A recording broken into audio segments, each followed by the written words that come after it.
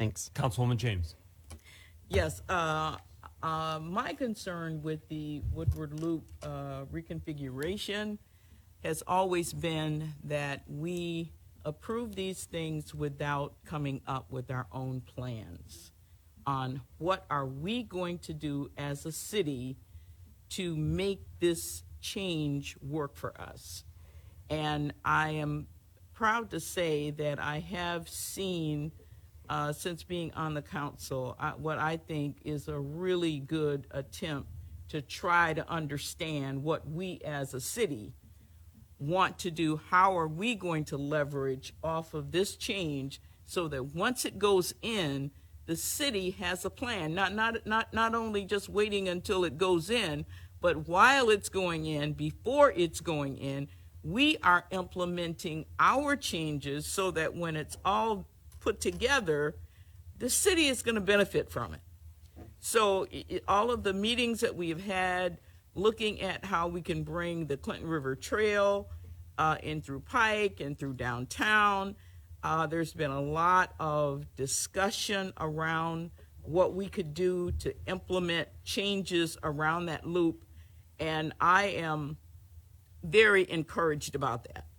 Again, I think it's a great plan, but unless we have our plan to go with it, it really is not gonna, it's not gonna be the value to the city that we want. We need to know what our expectation is from this plan. And I think that the administration is making a good attempt to establish that. And so I'm prepared to approve it at there, but I want to clarify that the most important thing about this plan is that we have a plan to go along with it. Thank you. Thank you. With this decision, we are looking very far into the future, and we want to be as strategic as possible because when the loop was looped, it set in motion many generations of changes that we are still living with today. I want to emphasize what my colleague Councilwoman James said because I think it's very, very important. A road, no matter how substantial or how engineered, is truly just a road if there isn't thoughtfulness and investment into the land that surrounds it. Over 50 years ago, yes, almost 60 years ago, when what was Woodward Avenue fed into Saginaw Street and fed right into the downtown. It's before freeways, really, so that's why anyone coming from Detroit to go anywhere else in Michigan had to come right through downtown Pontiac. For many of the shopping days, it was shoulder to shoulder on the streets of downtown Pontiac.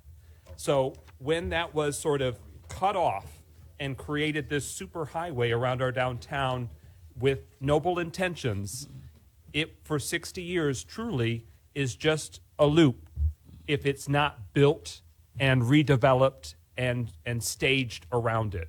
And so it'll be very important, and we welcome, to Councilman Nicholson's point, engaged communication all throughout so we can hone and refine the strategies that we're doing, and we're being really intentional, and then also nudging the final plans so that way they're the most compatible for what the residents can benefit from now and then for 50 to 100 years from now. Because we don't want federal taxpayer dollars, state taxpayer dollars, and definitely not Pontiac taxpayer dollars to have to undo or do anything else. We want to make it something that's sustainable and is going to stand the test of time.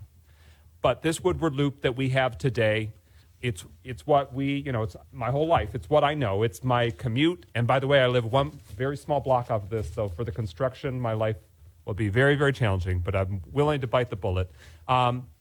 But that it was built for General Motors when there were multiple massive plants, millions of square feet, thousands of trucks, buses, cars, and other manufacturing, and they needed to move those goods and parts, and they didn't want to meander through our historic downtown streets. So for them and the tens of thousands of workers with different shift change, that was good for that season, but that is not the world that we are in today. That is not the Pontiac we are in today.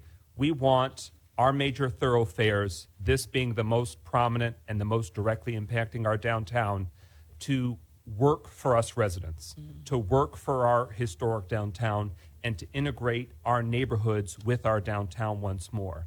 We'll never recapture what there was, but there are also 120 years ago, there wasn't cars. So we're continued to evolve. We'll keep evolving. And so we're grateful that the state of Michigan, through previous leaders' advocacy and continued efforts, and some employees that, have come and gone, city engineers, DPW staff, others. This is sort of an ongoing passing of the torch. And now the torch is placed to us to make a decision about, is this a bold step we want to make for the residents?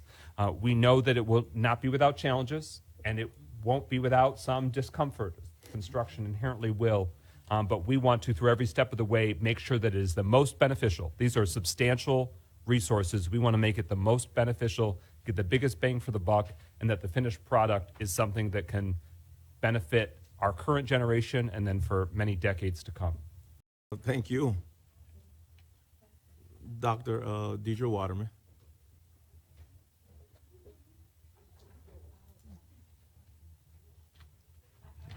Congratulations, Council, for getting the MDOT resolution for the Woodward Loop reconfiguration. I mentioned that the MDOT project was a legacy project that I did, and some people said, well, what are your legacy projects? I think there were about 10 of them. And what they were things that we did in the administration that were transformational developments for the city, that we got them started, and now you've inherited them, and we want to make sure that you keep advancing them. But I'm just going to mention some of the other ones because I think they're instrumental in where we are as a city and how we've prospered and thrived to this point. Of course, one of them was that we revived the city from financial crisis to fiscal stability and left, at the end of my administration, December 31st, 2021, $21 million surplus. The more surplus that you had to work with and start with than for 50 years in this country. So you got to be careful about how you spend that, Council. I see you're burning through a lot of that this year. And so we don't want to burn our ways back to, insolvency like we did before. So be careful of that, how you spend that. We also created a new narrative about Pontiac to win respect for our city and to achieve a destination city status. So, when we came at one time, Pontiac was among the 10 most violent cities in the United States. We're no longer there. We also cleaned up a lot of our blighted neighborhoods and got rid of a lot of the blight, the structural blight, the desolate homes that we had to take down or rehabilitate, and we did that. We saved the Phoenix Center. That, when I came aboard, the emergency manager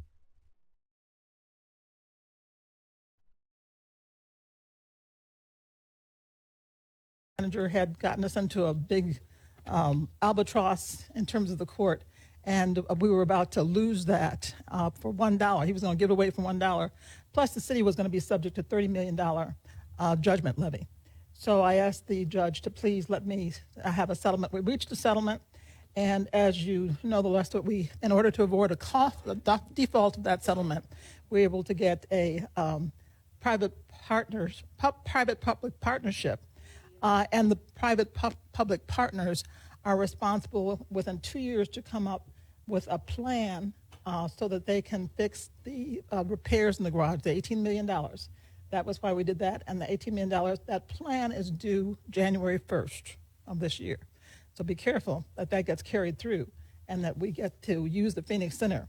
Right now, we should have the ability to use the Phoenix Center and for parking for our events. With the agreement I worked out. We brought nearly $1 billion in economic development to the city by attracting such industry leaders as Amazon, United Wholesale Mortgage, Williams International, and ushered in the biggest building boom the city has seen, including affordable housing, since the early days of General Motors. We talked about MDOT. The other thing I was very proud of is we opened a youth center, and that's what the people voted for, and I hope we continue that. Also, thank you. And the audience, please.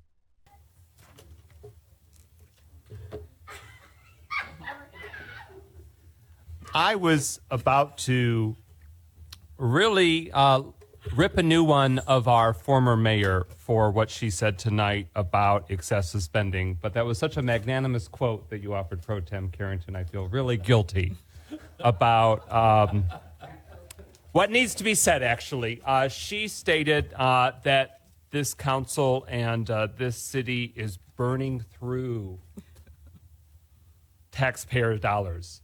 And I just want to state unequivocally the hubris and gall for somebody who has done such wasteful, excessive, and unauthorized spending to call and cast aspersions about legitimate, authorized, and focused on residents.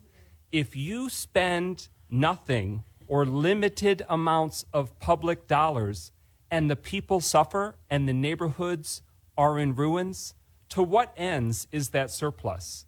This is about investing in our residents. So I will make zero apologies and will always defend the votes that this council took, thoroughly reviewing and deliberating so that way it was as strategic as possible. But you're right.